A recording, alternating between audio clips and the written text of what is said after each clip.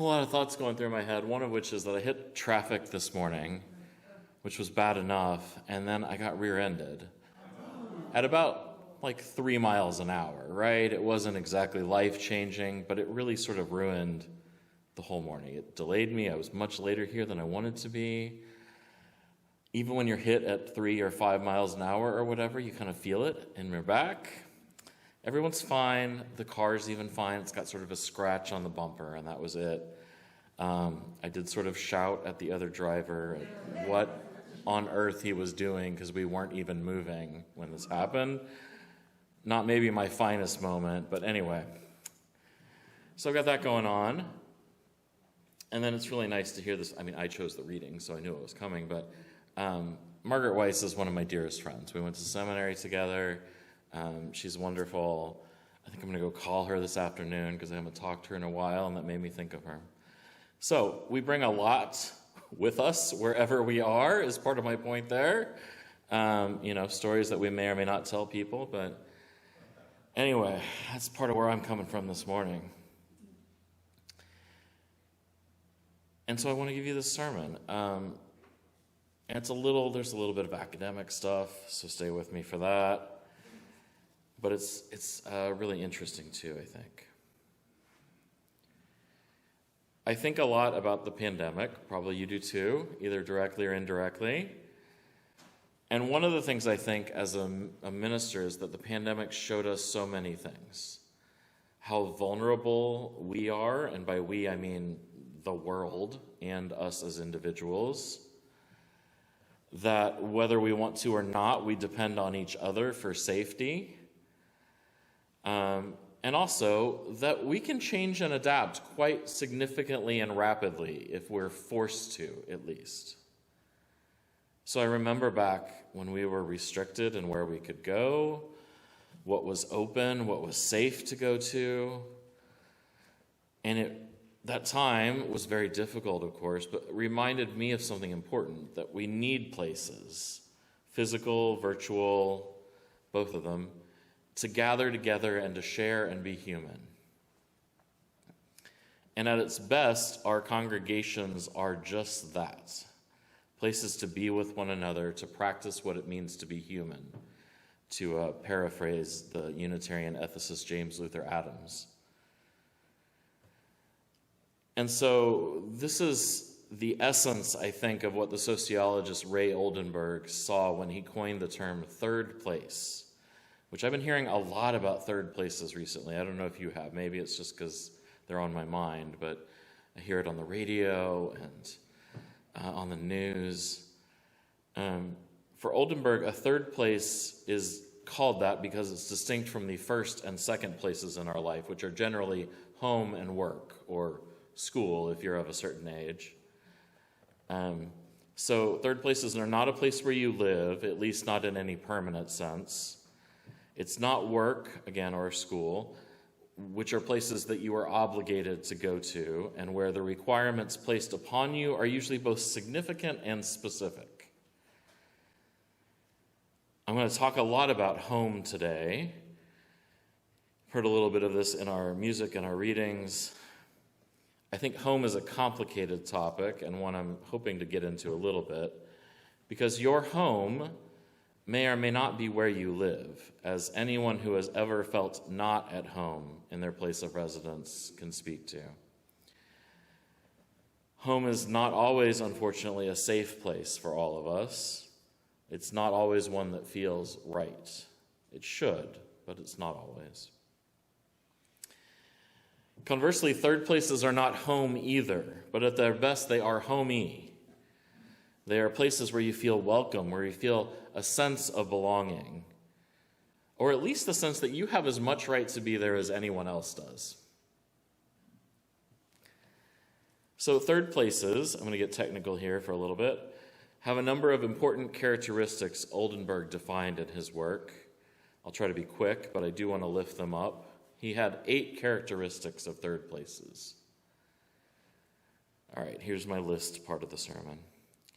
Number 1, they are neutral ground. Occupants of third places have little to no obligation to be there.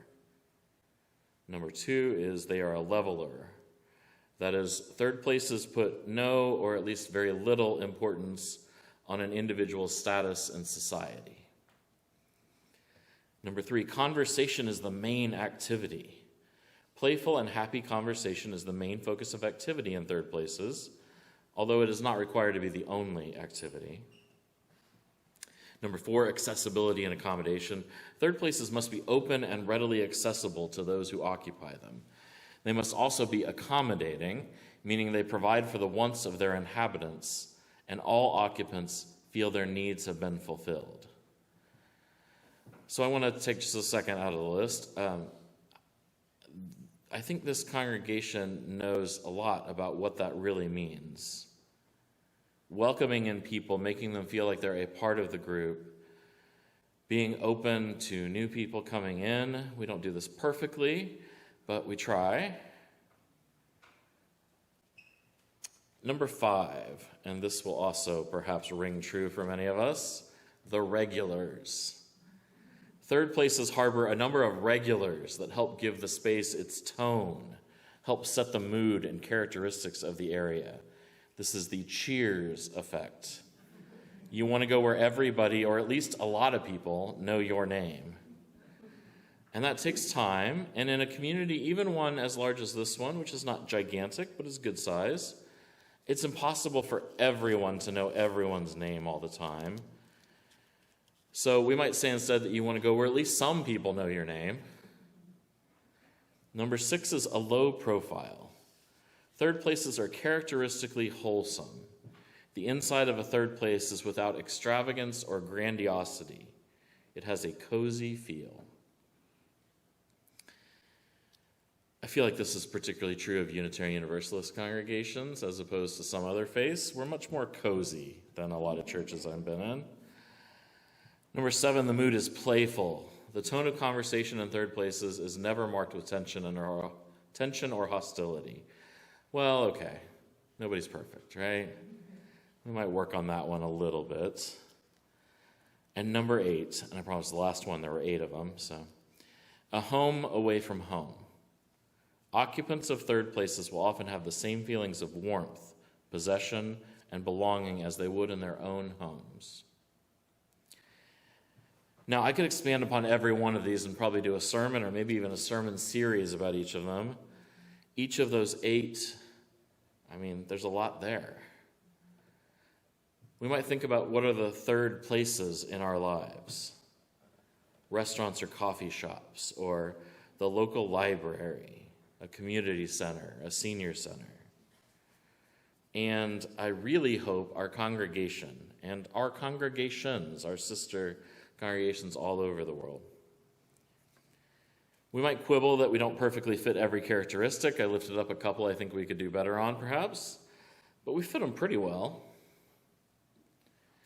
And our congregations have a unique opportunity to inhabit this space in which there seem to be relatively few options, especially, I'll lift this up, options that don't require you to spend a bunch of money to be there.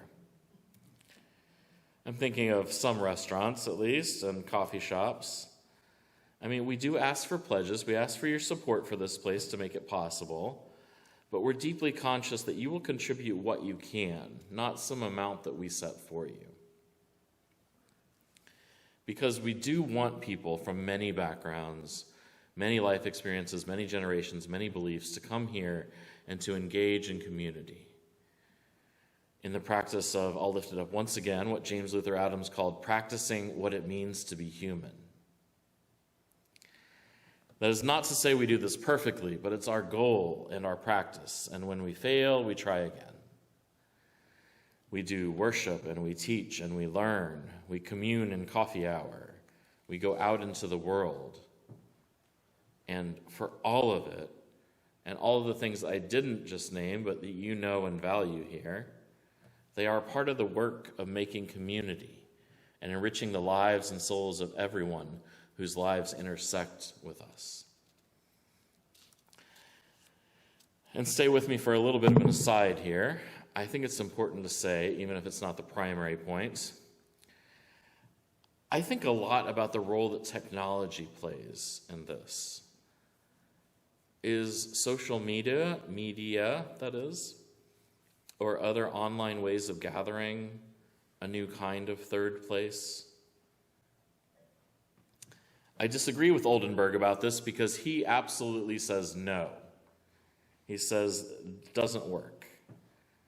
And I think this is perhaps a generational difference between him and I.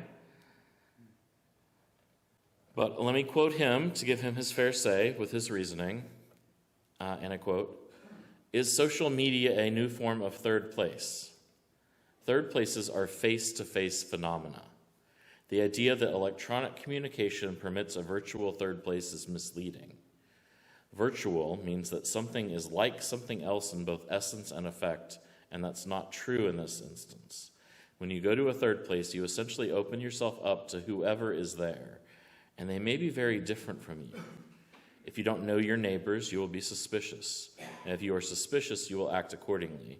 You don't get neighborly on that basis. If you spend time with people, you're not going to hate them. It's just that simple." I just think he's wrong. It's not a universal that social media or other places are great at the sort of interaction he's talking about, but my experience of most places in physical spaces, they aren't either.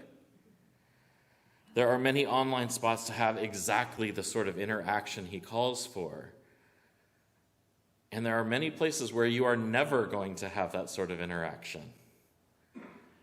It's another reason I'm so strongly committed to making sure that Unitarian Universalism and UU congregations have strong and vibrant online presence whenever possible. I'm so glad that every one of our worship services is streamed so that people can watch it all over the world. People need us, and we have to be where they are, whether that's here in this sanctuary or here in this virtual space we're creating with them. So we are, just by being here and doing what we do, providing something necessary and important to the world. We are providing a third place. Maybe you've experienced this. I hope you have. I certainly have. I think a lot of you have, even if you didn't know the name third place before today. We're also providing it for those who join us and those who may one day join us. So today I leave you with this. Never doubt that you're part of something meaningful here. Never doubt that your presence isn't both valued and needed here. And never doubt that you are loved and that you have love to give all of us and the world. May it be so.